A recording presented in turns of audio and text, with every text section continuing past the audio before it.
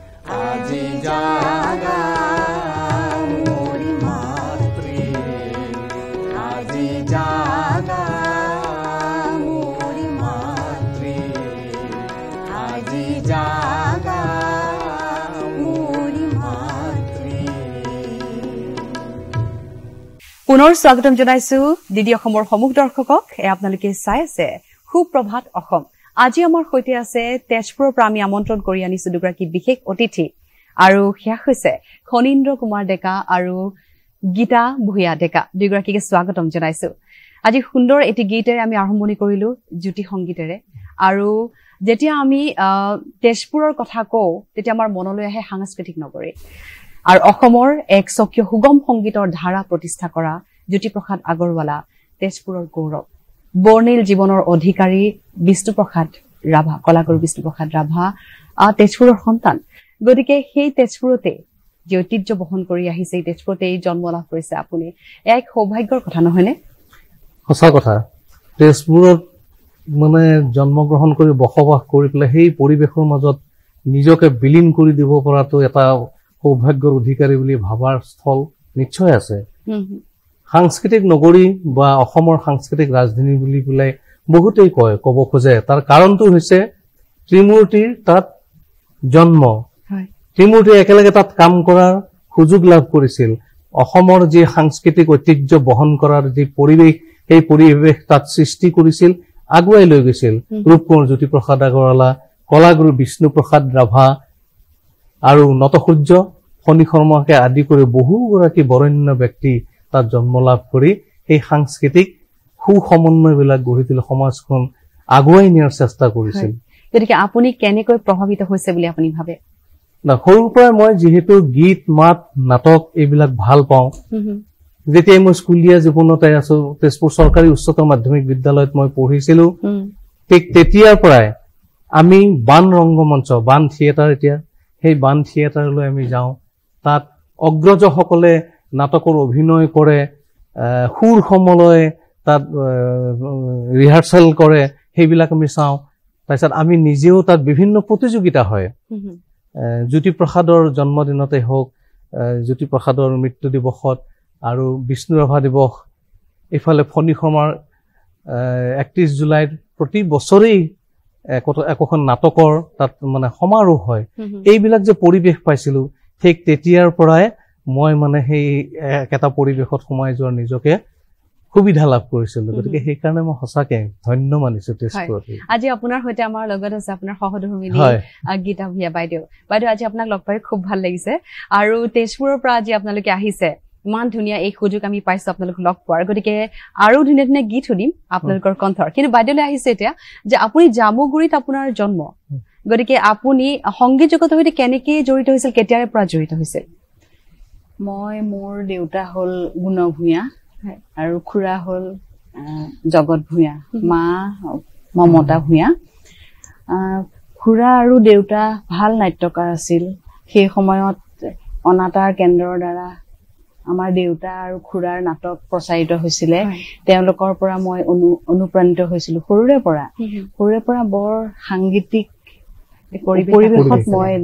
ডাঙৰ দীঘল হৈছিলো মোৰ পেহী লাবণ্য বৰা খুব ভাল গীত গাইছিলে আৰু অভিনয় কৰিছিলে তেওঁলোকৰ পৰা বহুত উৎসাহ পাইছিলো মই সংগীতৰ ক্ষেত্ৰত এয়া শৈশৱৰ কথা আমি পাতি আছো কিন্তু বাইদেউ এইখিনিতে যিটো সুযোগ পাইছো আপোনাক আজি লগ পোৱাৰ আৰু এটি গীত শুনিব বিচাৰিছো আপোনাৰ কণ্ঠৰ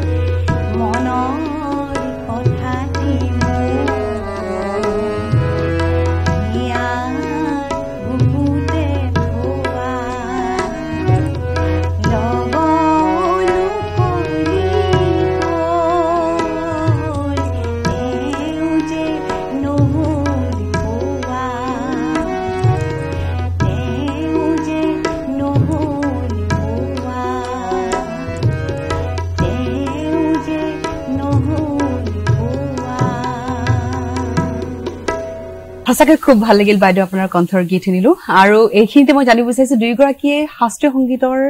কোনো প্ৰশিক্ষণ নিশ্চয় লৈছিলে মই লৈছিলো আপুনি লৈছিলে মই শাস্ত্ৰীয় সংগীতৰ কথা কওঁতে মোৰ বাইদেউ ভিন্দৰ কথা ক'ব লাগিব তেওঁলোকে মোক লৈ গ'ল দুলিয়াজানলৈ মই দুলিয়াজানত মানে সেই ভিন্দোৱে এটা এনেকুৱা এটা সাংগীতিক পৰিৱেশ দি দিছিলে ঘৰখনত খুব মানে উৎসাহী লগত আছিলে ভিন্দৰ খুৰা এজন হৰ বৰুৱা খুব ভাল নৃত্য বিশাৰদ আছিলে তেওঁকো লৈ গৈছিলে তাত মানে হাৰমনিয়াম তবলা ঘৰলৈ লৈ আহি পেলাই ইমান সুন্দৰকে আমি মানে এটা সুন্দৰ পৰিৱেশ পাইছিলো সেই পৰিৱেশটো কিন্তু এতিয়া মই নাপাওঁ খুৰাই হেৰিয়া মানে তবলাৰ বল দিয়ে ভিন্দুৱে কিমানমান বয়সৰ কথা বয়স তেতিয়া মোৰ হায়াৰ ছেকেণ্ডাৰী পাছ কৰিছিলো তাৰপিছত বাইদেৱে আবৃত্তি কৰে মানে খুব ধুনীয়া সুন্দৰ পৰিৱেশ সেই তেতিয়াই মোক তাৰে মিউজিক স্কুল এখনত নামভৰ্তি কৰি দিছিলে আৰু মোৰ আদি গুৰু আছিল ক্লাছিকেলৰ হেৰি উষা আলে তাৰ পিছতে মই জামুগুৰিত আহিলো জামুগুৰিৰ অভিযাত্ৰী সংগীত মহাবিদ্যালয়ত মই অলপ দিন শিকিলো আৰু শেষত বিয়া হৈ তেজপুৰত মই বি মিউজ হলো আৰু পিছে মই শুনিছো দুয়োগৰাকী কোনো অনুষ্ঠানত লগ পাইছিলে দুয়োগৰাকী বিষয়ে অকণমান জানিব বিচাৰিম ক'ত কেনেকৈ লগ পাইছিলে এইটো অনুষ্ঠান মানে হেৰি তেজপুৰ জিলা পুথিভঁৰাল এইটো প্ৰায় 92 চনৰ ঘটনা হ'ব দেই আমাৰ বিয়াৰ এবছৰমান ঘটনাবোৰ একেবাৰে নকওঁ মুহূৰ্ত ধুনীয়া মুহূৰ্ত এওঁ গীত গাব মোক মানে এওঁৰ বায়েকে কিবা সূত্ৰে চিনাকি হৈ পেলাই কৈছে যে মোৰ ভণ্টি আহিব বজাই দিব পাৰিবা নেকি বুলি কৈছে মই পাৰিম গতিকে আমি আৰু কথা পাতিম কিন্তু এইখিনিতে এটি গীত শুনি লৈছো বাইদেউ ঠিক আছে নিশ্চয়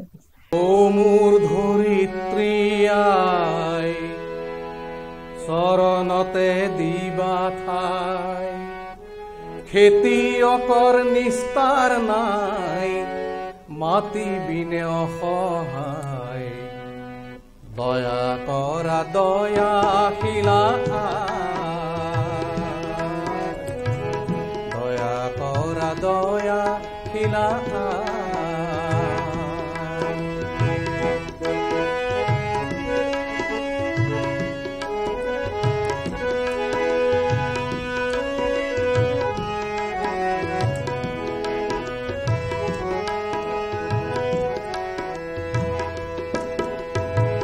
মাটিকে সাৰথি কৰি মাটিকে সাৱতি ধৰি মাটিৰ বুকুত ফুল ফলাও আনে নিয়ে কাঢ়ি মাটিকে সাৰথি কৰি মাটিকে সাৱতি ধৰি মাটিৰ বুকুত ফুল ফলাও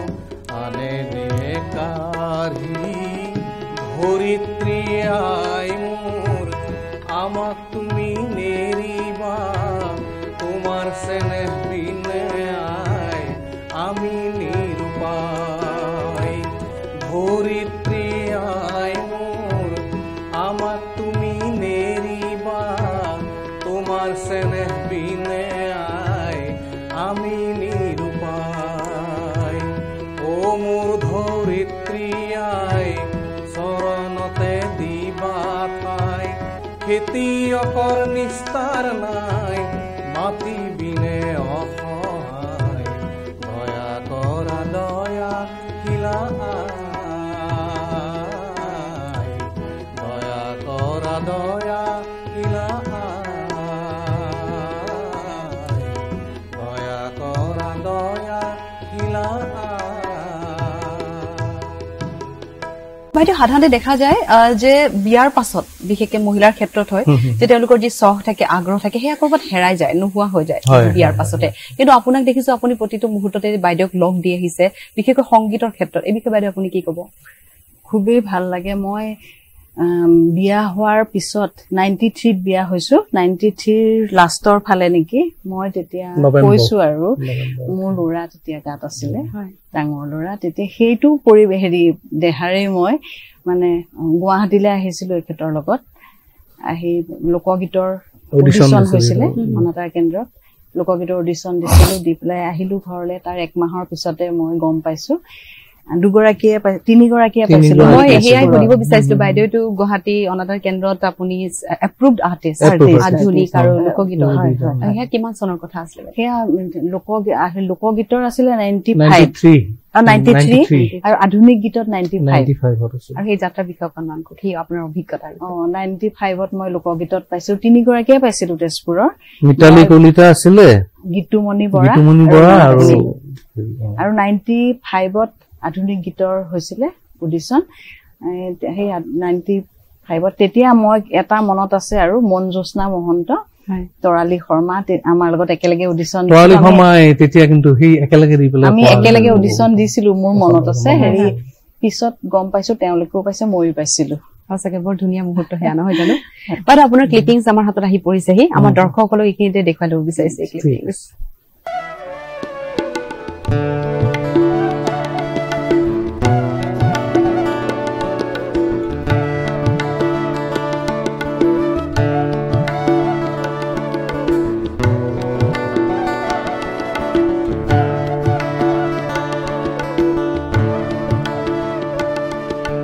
বহুদিন বকুলৰ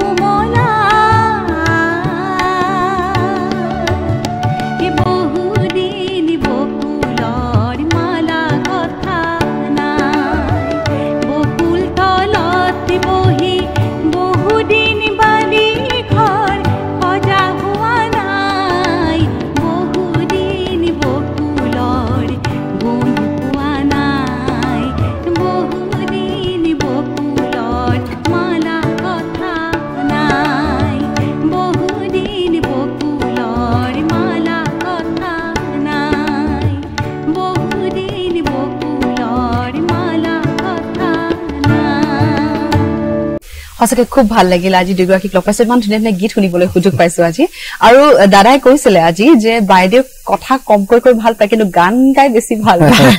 ঘৰত আপুনি এনি টাইম আপুনি গুণগুণাই থাকে নেকি এনি টাইম গুণগুণাই মানে মোৰ ৰেৱাজ তেনেকেই হৈ যায় কাম কৰি থাকোতে তাৰ মাজে মাজে ৰেৱাজ হৈ যায়গৈ মই এইখিনিতে এটা কথা কওঁ জামুগুৰিত তেতিয়া ছোৱালীতে আমি মানে কি আৰু ৰেৱাজ নকৰো কিন্তু এটা দুটা ৰুম নে তিনটা ৰুমত খুব কাম চাম নকৰিছিলো দেই বাইদেউহঁত থাকে দুটা ৰুম তিনটা ৰুম খাওঁতে মোৰ আধা ঘণ্টামান লাগে সেইখিনি সময়তে মোৰ ৰেৱাজ হৈ যায় মানে মোৰ ভইচটো তেতিয়া আৰু ভাল আছিলে আৰু ইমান ওচৰৰ মানুহে গম পায়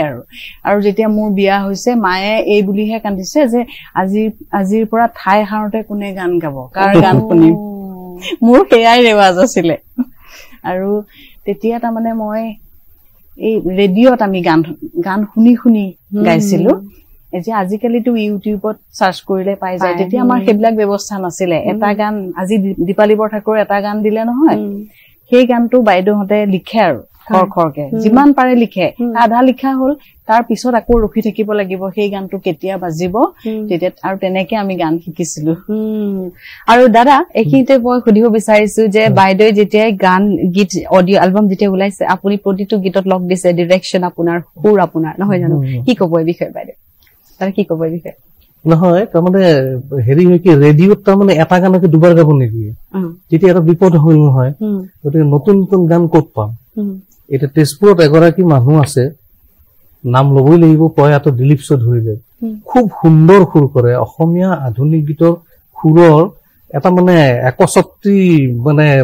সম্ৰাট বুলি পেলাই ক'লেও কিছুমান ক্ষেত্ৰত ভুল এইকাৰণে নহয় ইমান সুন্দৰ সুৰ কৰে তেওঁৰ ওচৰত যাওঁ তেওঁৰ ওচৰত গৈ পেলাই কওঁ যে গীতৰ হেৰিবিলাক কেনেকে কৰা যায় তেখেতে বহুত কথা কিন্তু শিকাইও দিছিল দেই আৰু এওঁ বহুত কেইটা গীত অডিশ্যন পাছ কৰিছে তেওঁ শিকোৱা গান লৈ দেই গতিকে এই কথাবিলাক মই তেতিয়া লাহে লাহে তেওঁৰ কথাবিলাক বুজিছিলো আৰু মই নিজে দুই এটা গীত লিখিবলৈও শিকিছিলো কিছুমান সুৰো কৰিছিলো তাৰপিছত কিছুমান গান আমি ধৰক Guwahati radio' centre approve writer আছে নহয় তেওঁলোকৰ গানবিলাক লওঁ সুৰ কৰিব দিলীপ দাক দিওঁ দিলীপ দাই ধুনীয়াকে সুৰ কৰিলে দিলীপ চৌধুৰীদেৱে এতিয়াও কিন্তু সেয়া চলি আছে আমি যে কিবা এৰি দিছো সেইটো নহয় এতিয়া এওঁ হৈছে কি উজনি অসমৰ ছোৱালী ক'ব গ'লে সিফালে উজনি অসম মই হৈছে অৰিজিনেলি মই নলবাৰীৰ এতিয়া আমাৰ তাত প্ৰায় 50 বছৰৰ ওপৰকাল হ'ল তেজপুৰত গতিকে লোকগীত সাংঘাতিক ধৰণে ভাল পাওঁ কাৰণ ৰামেশ্বৰ পাঠক ছাৰক মই কৈছোৱেই আপোনাক আগতে ৰামেশ্বৰ পাঠক ছাৰক আৰ্য বিদ্যাপীঠত মই যি 2 বছৰ পঢ়িছিলো তেতিয়া লগ পাইছিলো সুন্দৰ লোকগীত গাই তেখেতৰ পৰা শিকিছিলো দেই আৰু পিছত তেজপুৰত গৈ পেলাইও তেখেতে হেৰি কৰি দিছিলে আমাক শিকাইছিলে কিছুমান কৰ্মশালাত আৰু আমাৰ সেইখিনিতে এটা হেৰি আছিলে মই এইখিনিতে কম দূৰদৰ্শনত মই প্ৰথম প্ৰগ্ৰেম কৰিছিলো লোকগীতৰ ইয়াতে দিদিকে গুৱাহাটী লোকগীতৰ প্ৰগ্ৰেম কৰিলো কৰি পেলাই এইটো ক'লে আৰু যে ইমান তাৰিখে দিব তাৰপিছত আৰু আমাৰ তেতিয়া অলপ সৰু টিভি আছিল টিভিটো সৰু আছিলে একেতে সেইদিনা ভাড়া কৰি আনিছে কালাৰ টিভি এটা ড্ৰয়িং ৰুমটোত দি দিছে তাৰপিছত গোটেই মানুহ ভৰ্তি ড্ৰয়িং ৰুমত ইয়াতে হলৰ নিচিনা হৈ গৈছে আৰু চবেই টিভি চাইছো মই কিন্তু নাই মই ধুনীয়াকে বাথৰুমত বহি আছো এটা মান গৈছে নেকি তাৰপিছত লাহে লাহে আহিছো আৰু চাবলৈ আৰু বাইদেউ সেই এতিয়াও সেই ভয়টো আছে নে নাইকিয়া হ'ল এতিয়া বহুত খিনি কমিলে তথাপিও অকমান আছে আৰু মাজে মাজে অলপ ভয় চয় লাগে আৰু মানে ভয় চিন্তা কৰি থাকে কিবা গানটো কোনোবা বেয়া হৈছে নেকি সেই এটা ধাৰণা থাকে যিমানে যে আচলতে সেইটো থকাটো ভাল কথা গতিকে আমি আৰু কথা পাতিম কিন্তু এইখিনিতে এটি গীত শুনি লৈছো বাইদেউ ঠিক আছে নিশ্চয়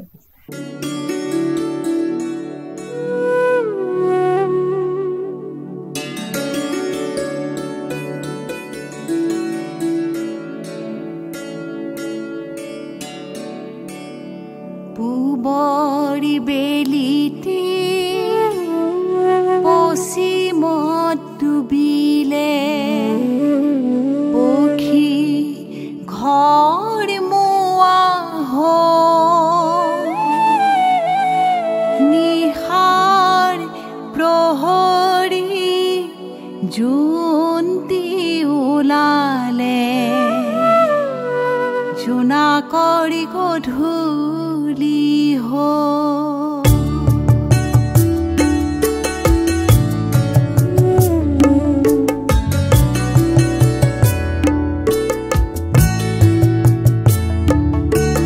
পুবৰি বেলিতে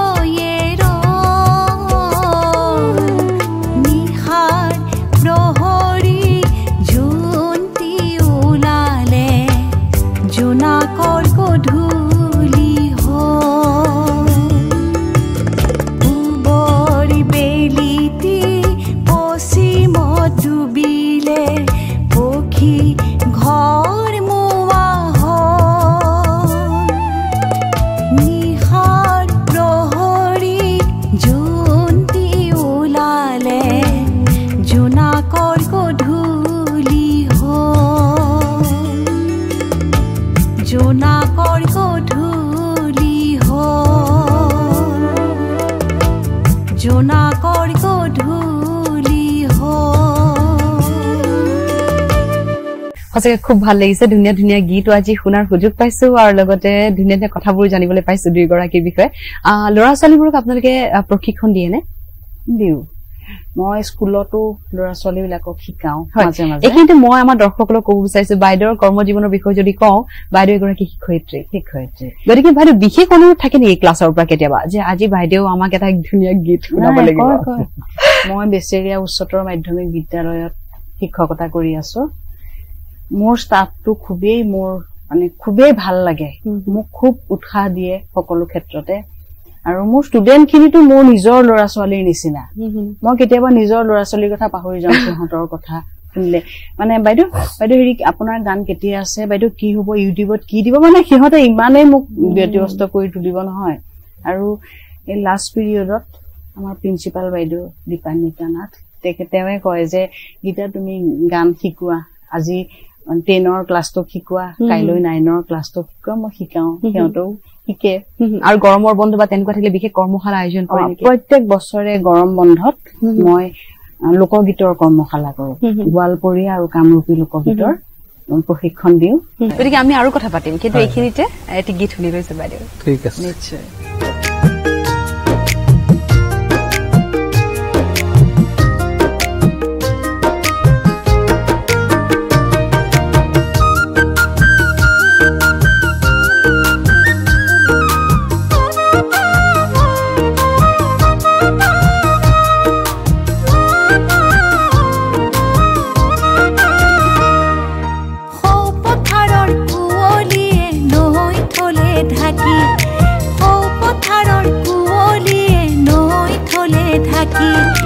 অকণমানি ৰদাহি বালি মাহিৰ পাখিত পৰি থাকিল দেখোন নাচি নাচি নাচি নাচি সৌ পথাৰৰ কুঁৱলীয়ে নৈ থলে ঢাকি নৈ থলে ঢাকি নৈ থলে ঢাকি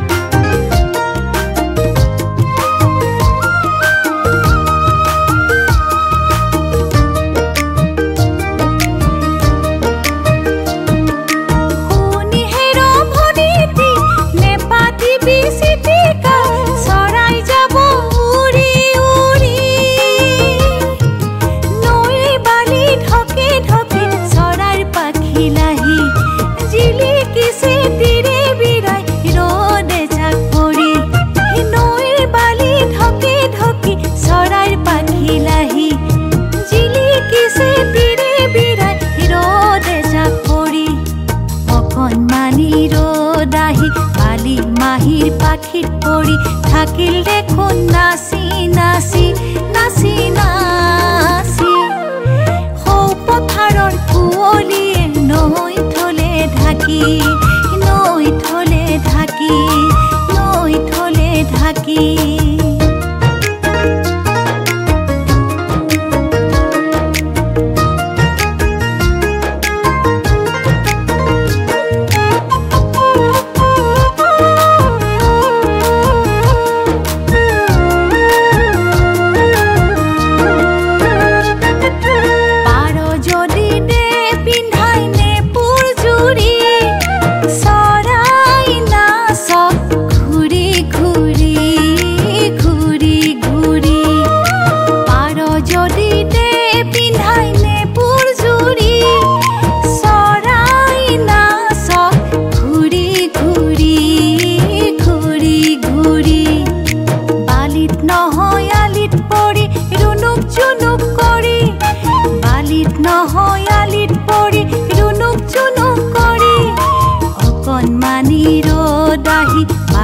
মাহিৰ পাখিত পৰি থাকিল দেখোন নাচি নাচি নাচি নাচি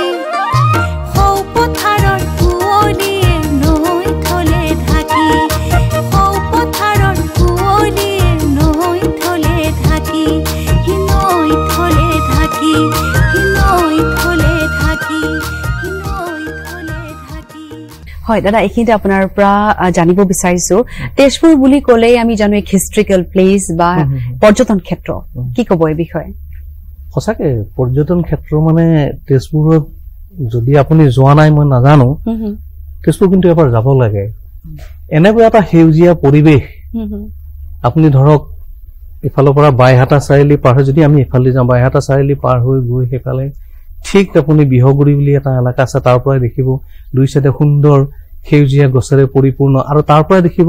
ৰাস্তাৰ ইটো পাৰে কিবা সত্ৰ আছে সিটো পাৰে মন্দিৰ আছে শিৱ মন্দিৰটো আপুনি তেজপুৰত পাবই তাৰ অন্যতম কাৰণটো হ'ল মানে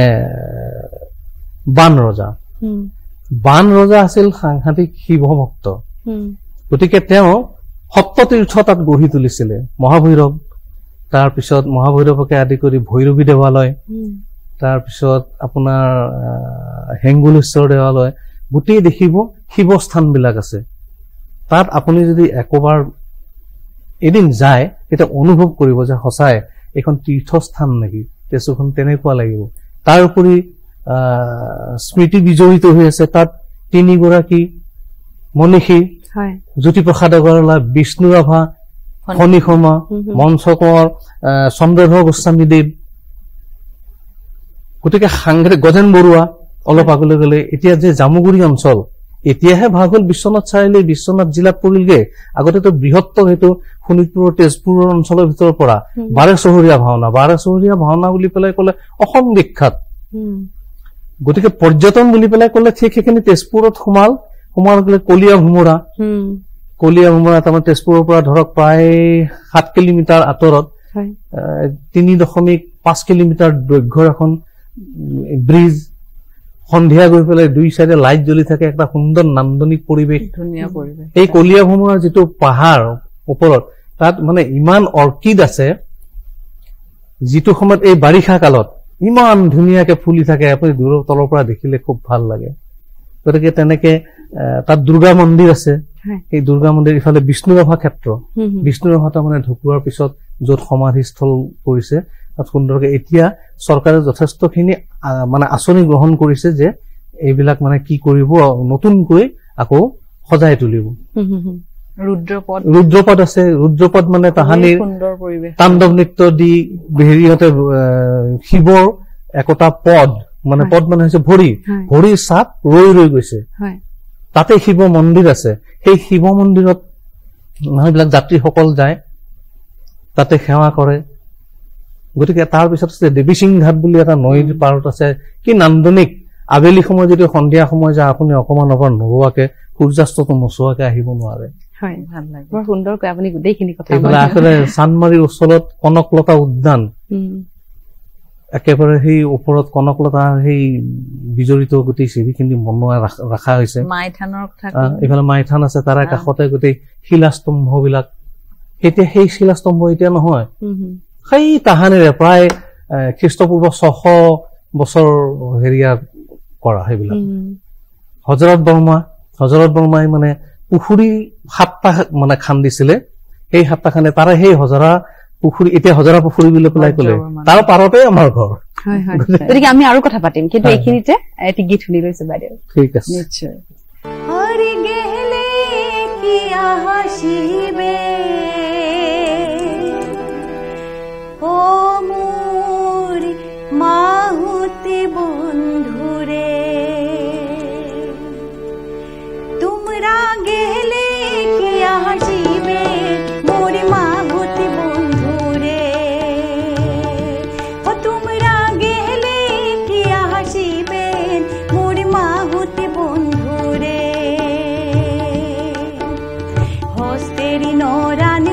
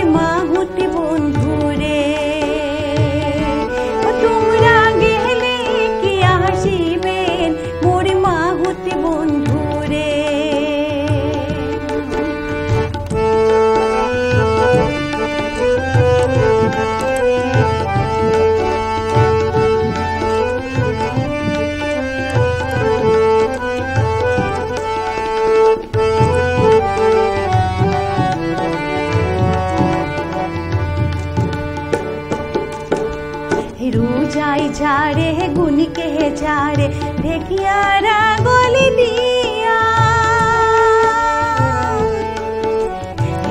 जाए झारे गुन के झारे ढेकियारा गोली दिया हे ओ रे मुई नारी ताजा रंग बंधुआ के से एरा गली दिया रे तुमरा गेले की आशीबे मोर माहुति बंधु रे ओ तुमरा गेले की आशीबे मोर माहुति बंधु रे ओ तुमरा गेले की आशीबे मोर माहुति बंधु रे যাওঁতে শ্ৰী গুৰু শংকৰে শ্ৰী গুৰু শংকৰে বালিতে বান্ধিলা বাহা শংকৰ বালিতে বান্ধিলা বাহা বালিতে বান্ধিলা বাহা পঠিয়াই যাওঁতে শ্ৰী গুৰু শংকৰে শ্ৰী গুৰু শংকৰে বালিতে বান্ধিলা বাহা শংকৰ বালিতে বান্ধিলা বাহা বালিতে বান্ধিলা বাহা